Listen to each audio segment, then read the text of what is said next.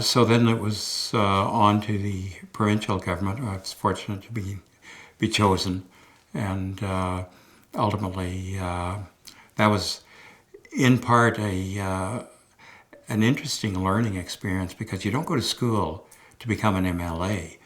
Basically, you learn in the chair, and that in itself I found somewhat challenging because that was when '89 was the year that our premier lost his seat.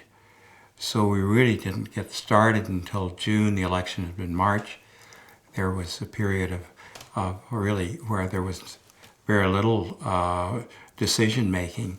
The problems still continue and had to be dealt with, and issues still continued right at home. So that was a bit of a challenge because I was as green can be as an MLA. They don't start any greener than what I was, and ultimately, gradually lighten that green. But you do that through experience, of course, and you do that through coaching, and you do that through other leadership that really you look up to and garner advice.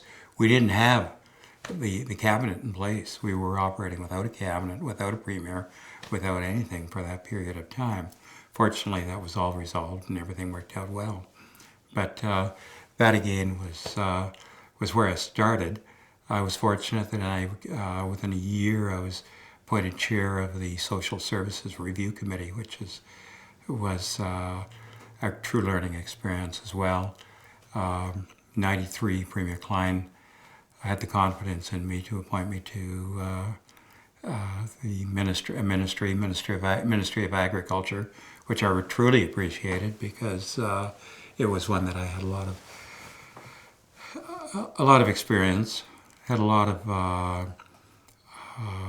basic contacts in as well because I was quite involved with some of the organizations in agriculture, and so there were a lot of people that were able to provide good advice, and that's always helpful because I'm a great believer that your strength is in your team, not in your individual, and I think that's always been sort of my background is try to build a team that's really effective, that can cover all the bases, and you sort of just guide the team and provide the leadership that's required in developing a team. So and dealing with the issues, of course.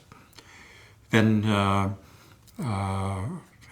the 4 years with agriculture. And fortunately, I was appointed to transportation, one that I really loved because at the time, transportation was fairly challenging to the Peace River country because it was sort of remote, and adequate road transportation wasn't what I would consider available at that time.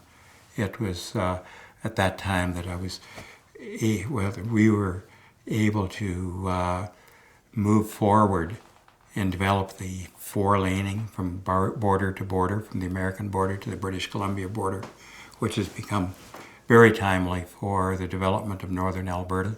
Transportation is still one of the most critical, if not the most critical element of economic growth. In Alberta, we export up to 65% of some of the material that we produce. We've got to move it.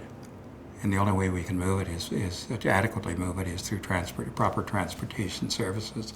That's where I first got quite engaged in rail service, and ultimately it's come to help a lot in some of the other activities that I've had the opportunity to participate in. But with the development of transportation allows for the development of growth of our natural resources that they're so key to Alberta and so useful and helpful in our growth here in Alberta. So transportation to me was a very, very key industry.